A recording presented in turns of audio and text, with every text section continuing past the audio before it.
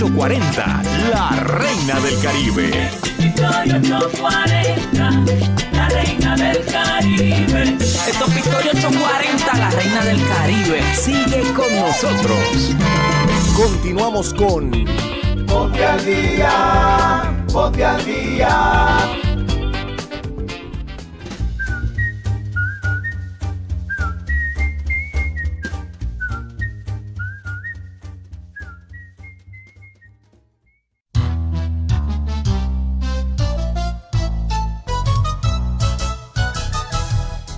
Con 59 minutos de la mañana, escuchas Ponte al Día a través de Victoria 840, la reina del Caribe, jueves de nutrición y bienestar, y está con nosotros la licenciada Jennifer Suárez. Saludos, licenciada, buen día. Buenos días, ¿cómo estás? ¿Todo bien? ¿Y usted cómo está? Espectacular. Muy bien, la veo ahí como que hyping yourself, ahí pompeándose para que de alguna forma u otra poder arrancar el día, pero tranquila, ya hoy es jueves, la puertita del fin de semana, ya mismito descansa. Yes, tengo un sueño, no se parece, pero tengo sueño. Eso pasa, pero cuéntame, ¿de qué vamos a estar hablando hoy? Pues linda, hoy quiero hablar contigo y con todos nuestros radioescuchas y los que se conectan también por Facebook. Vamos a estar hablando sobre el síndrome del colon irritable o el IBS. No tiene una fecha exacta de celebración, ¿verdad? Para concientización, sino que tiene el mes de abril completo para crear conciencia, para educar sobre esta condición. También, linda, se celebra en abril. El día del Parkinson, si mal no recuerdo, es el 11 de este mes también. Nosotros hemos hablado aquí, ¿verdad?, del Parkinson, lo que es el Parkinson y cuáles son esos síntomas y cómo la nutrición pues también nos puede ayudar. Y en esta ocasión pues quiero hablar sobre el IBS también para educar sobre este tema. Y el tema es larguito, pero si no nos da tiempo hoy, hacemos una parte 2, ¿ok? Así que en el caso de lo que es el síndrome del colon irritable, es un trastorno que va a afectar el estómago y los intestinos. Así que el IBS o el síndrome del colon irritable forma parte de lo que es esas condiciones gastrointestinales. Y cuando nosotros hablamos de condición gastrointestinal, son muchísimas y cada una, ¿verdad?, de ellas pues se trabaja de manera individualizada. Y hay algo curioso en la mayoría de las condiciones gastrointestinales, y también pasa con el IBS, y es que los síntomas hay condiciones que comparten los síntomas. Dentro de la misma condición gastrointestinal hay muchas de ellas que se comparten los síntomas, así que ese especialista, ese gastroenterólogo, pues la tarea es diagnosticar de manera correcta y precisa esa condición médica para que entonces se pueda trabajar, en el caso del doctor, con lo que es los medicamentos, y entonces en el caso de nutrición con ese diagnóstico y esos medicamentos ya recetados y diagnosticados de manera correcta. Entonces entra nutrición a trabajar lo que es la parte de asesoría médico-nutricional de manera individualizada, ¿ok? Así que el reto lo tiene el doctor y también lo tiene el nutricionista, porque cada caso, cada cuerpo es completamente individualizado, y yo les voy a traer algunos de los síntomas de lo que sería el síndrome del colon irritable, que dentro de los síntomas vamos a incluir lo que son diarreas, lo que es estreñimiento y lo que es mixto, diarrea y estreñimiento, ¿ok? Así que si yo les menciono estos síntomas, usted va a decir, ay, pero es que eso se parece a otra condición gastrointestinal. Así que por eso es que aquí entra la tarea, ¿verdad?, del gastro, para poder entonces diagnosticar de manera correcta y evitar, ¿verdad?, lo que sería un mal diagnóstico. Otros de los síntomas, linda: distensión abdominal, gases, dolor y calambres abdominales o también gastrointestinales. Así que sabemos que todo lo que nosotros comemos va a nuestro sistema gastrointestinal y entra el proceso, ¿verdad?, de lo que es el metabolismo de él y la absorción de nutrientes, el desecho de esos nutrientes, y eso es lo que nos mantiene, ¿verdad?, nosotros con vida. Así que por eso es que es importante trabajar que nuestro sistema gastrointestinal esté en manera adecuada, y si hay alguna condición, pues simplemente es correr al médico, trabajarla para que entonces todo se estabilice y lo que, ¿verdad?, nosotros podamos comer, pues que nos pueda caer bien y nuestro cuerpo lo pueda absorber. ¿Qué pasa? Cuando nosotros vemos ¿verdad? Que hay una banderita roja que yo tengo que correr para ese doctor, no es que si usted, ¿verdad? Tiene un dolor, no vamos a minimizar los dolores, eso es algo bien importante porque de la manera en que como tal vez yo siento el dolor es completamente diferente a como Linda siente los dolores, pero es bien importante que si hay una pérdida de peso bien drástica o una pérdida de peso continua, sin nosotros estar en un plan de restricción de peso, sin nosotros estar, ¿verdad? en el journey de bajar de peso, es bien importante que esa pérdida de peso abrupta nos levante una banderita roja. Diarrea nocturna, ¿verdad? Ya cuando nosotros nos vamos a dormir, nos levantamos con ganas de deseo de ir al baño y entonces son diarreas en la noche continua. Sangrado rectal también es importante, que es una banderita roja dentro del IBS. Anemia por deficiencia, ¿verdad? de hierro también es otra banderita roja para nosotros verificarnos. Vómito sin ninguna razón y dolor que no se va aún nosotros hayamos evacuado. ¿Ok? Esto es bien importante porque ya entonces estos sintomatología no es normal. ¿Ok? Así que nos levanta banderita roja para entonces nosotros visitar o inquietarnos para entonces buscar el especialista. Y si usted llega al generalista, pues entonces le dice esos síntomas, el generalista lo va a tratar y también entonces va a ser ese referido de ser necesario. Así que es bien importante que no minimicemos ningún dolor gastrointestinal y que corramos rapidito para el doctor. ¿Cuáles son las causas que puede ocasionar el IBS? Pues lo que nos dice la literatura es que no hay una causa exacta para el síndrome del colon irritable o el IBS. No hay un artículo, una investigación, algo que nos diga, esta es la causa específica del IBS, ¿ok? Así que puede ser que usted estuvo con algún virus, con alguna bacteria, ¿verdad? Y se activó lo que es el IBS, pero no hay una causa específica. Entonces los síntomas son los que nos llevan a levantar banderita roja y buscar ayuda, ¿ok? Así que es bien importante. Infecciones graves, el sistema nervioso, anomalías, por ejemplo, en los nervios que se encuentran en nuestro aparato digestivo, pueden hacer que nosotros sintamos, ¿verdad? Un hormigueo, un dolor, unos gases, así que dentro del sistema nervioso también puede ser una causa probable. Las contracciones musculares en el intestino, ¿verdad? Las paredes de nuestros intestinos están revestidas por capas de músculos y eso lo que hace es que los movimientos peristálticos, esos movimientos continuos que se están dando en el intestino para que entonces nosotros viaje lo que es la excreta o el bolo fecal, viaje a través, ¿verdad? de nuestro intestino y nosotros podamos tener una evacuación. ¿Qué sucede? Cuando esas contracciones no se dan de manera correcta, pues también pues, pueden ocasionar la sintomatología, ¿verdad? Y el dolor y todo lo que es el IBS. Estrés a una edad temprana. El estrés también forma una de las causas del IBS. Cuando somos sometidos a estrés desde que somos niños o eventos estresantes, pues eso puede ocasionar. ¿Y por qué? Porque normalmente el IBS se presenta de los 45 o 50 años en adelante, ¿ok?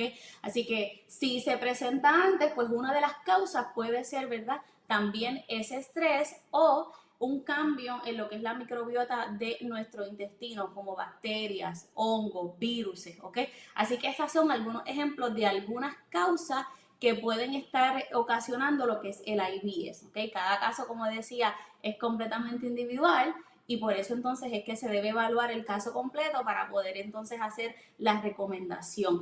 ¿Qué sucede? Que la alimentación, una vez ese diagnóstico esté, Linda, hay muchas herramientas para nosotros poder, ¿verdad? Trabajar con lo que es el IBS y una de las cosas que la mayoría de mis pacientes con IBS me refieren y que es algo real, es que obviamente no queremos todo el tiempo tener diarrea, no queremos todo el tiempo tener dolor, así que si es una persona que trabaja en servicio al cliente, que trabaja constantemente con contacto con el público, lo que es la diarrea, ¿verdad? Lo imposibilita y molesta en el área de trabajo, así que también la parte emocional se ve afectada por lo que son los sintomatologías, ¿verdad? Del IBS. ¿Qué pasa? Que cuando entonces ya llega el pacientito aquí a oficina o sea escenario hospitalario, ¿verdad? Dependiendo de cómo sea el escenario del paciente, pues sí, la terapia médico-nutricional va a ayudar mucho a ese paciente. Lo primero es el enfoque completamente individualizado. Vamos a conocer cuál es la preocupación más grande del paciente, qué es lo que dijo el doctor, vamos a ver esos laboratorios, gustos, preferencias en esa alimentación, ¿ok? Si está bajo peso, si está sobrepeso, si está en un peso adecuado, todo eso hay que evaluarlo porque entonces ese cálculo dietario va a ir enfocado en la necesidad actual del paciente y por ende pues en las visitas de seguimiento pues se va a ir trabajando y se va a hacer modificaciones y cambiando lo que sea necesario. Cuando el IBS, cuando hay un descontrol en el sistema gastrointestinal, diarrea continua o los síntomas son constantes, existe un estilo de alimentación que se le conoce como la dieta Food Maps, que es un enfoque, como les dije, completamente individualizado y necesita monitoreo continuo con ese paciente porque es una dieta que se va a enfocar en eliminar, en introducir y en personalizar lo que es esa ingesta del paciente, ¿ok? Así que eso es un tema que más adelante podemos hablar. La dieta Food Map es extensa y lo que establece es trabajar con el consumo de los carbohidratos que son fermentados, o sea, que se forma una fermentación y entonces como no hay un balance de esa microbiota en el intestino, pues entonces se agravan los síntomas, entonces lo que se trabaja es vamos a reintroducir y lo que el paciente tolere, pues continuamos personalizando, ¿ok? Así que es bien interesante, tiene avalo científico, ¿verdad? Pero no debe ser utilizada por mucho tiempo. Entonces, vamos a llevar un registro de alimentos y de esos síntomas, Linda, que tiene el paciente. ¿Por qué? Porque necesitamos ayudar a identificar esos alimentos que desencadenan los síntomas, ¿ok? Así que vamos a evitar alimentos ultraprocesados, exceso de cafeína, alcohol y comidas grasosas y picantes. ¿Por qué? Porque se ha demostrado que sí desencadena entonces los síntomas del IBS. Entonces, fomentar horarios regulares de comida, una alimentación consciente. Vamos a organizar los horarios de comida, llevar ese diario también de alimentos para saber si ese horario donde usted se consumió ese alimento le cayó bien, lo toleró y así sucesivamente vamos a seguir lograr identificar y también monitorear y retirar y personalizar el estilo de alimentación. En cuanto a la fibra, existen dos tipos de fibra, está la fibra soluble y la fibra insoluble, así que cuando hablamos de fibra soluble nos puede ayudar en los casos de IBS, cuando encontramos IBS con estreñimiento, y la fibra insoluble puede pues agravar los síntomas. Recuerde que la fibra soluble es lo que el cuerpo absorbe y la insoluble es la que me ayuda al bulto fecal. Así que si hay una irritación en el intestino, pues esa fibra que es insoluble, pues entonces puede alterar ese intestino, ¿ok? Así que por eso es que es bien importante evaluar cuál es el IBS del paciente, si es ligado a estreñimiento, si es con diarrea o si es mixto, para entonces trabajar también la parte de la fibra. La parte de los probióticos también son importantes y Linda, no se me puede olvidar el apoyo psicológico, porque como te decía, al tener un cambio en el estilo de vida del paciente, pues la parte emocional pues también se puede ver afectada y una de las cosas, ¿verdad?, que siempre recomiendan los psicólogos es no nos aislemos. Entonces sucede que cuando nuestro patrón de vida se altera, una de las cosas que el ser humano tiende a hacer es aislarse por diferentes razones y no queremos eso, queremos que el paciente pues, pueda tener una vida normal y continuar con una vida completamente saludable. Una de las preguntitas que, ¿verdad?, a veces salen en consulta es, ¿el IBS se cura?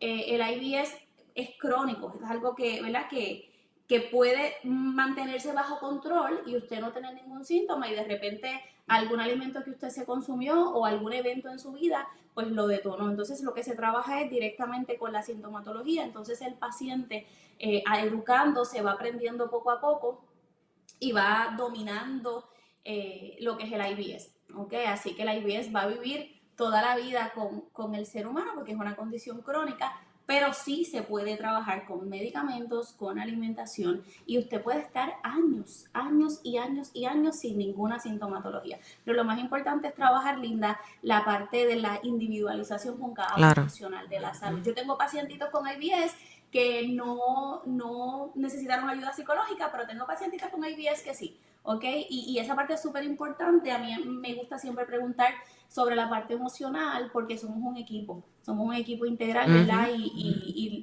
mientras más individualizado sea el proceso, pues mejor va a ser el resultado para ese paciente y eventualmente se va a sentir, ¿verdad? Súper, súper bien.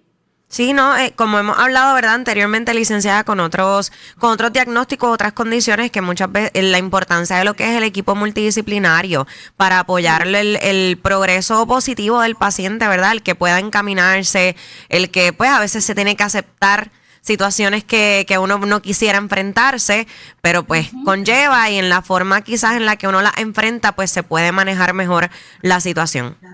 Definitivo.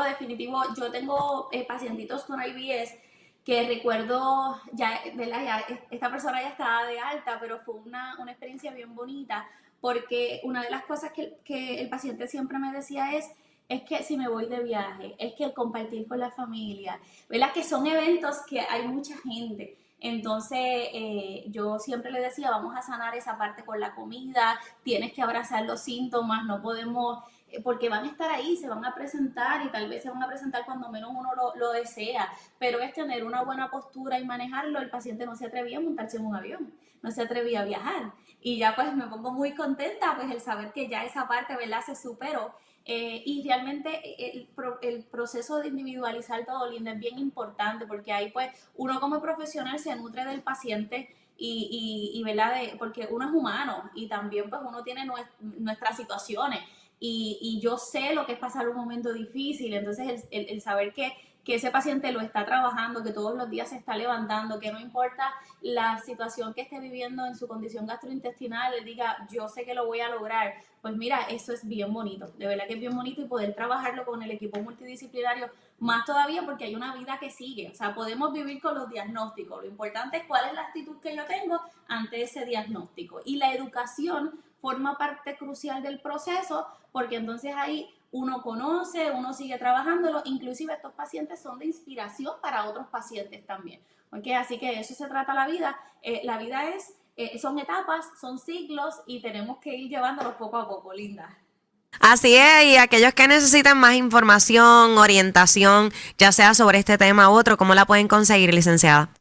Me pueden conseguir al 787-961-5656, 787-961-5656 o al 787-559-0585 y en Instagram como wellness_Jenny y en Facebook como Wellness by Jenny. Hasta la próxima. Bendiciones. Gracias por haber estado con nosotras. Ahí escucharon a la licenciada Jennifer Suárez en su segmento Nutrición y Bienestar. Nosotros hacemos una pausa y regresamos en breve con más de Ponte al Día.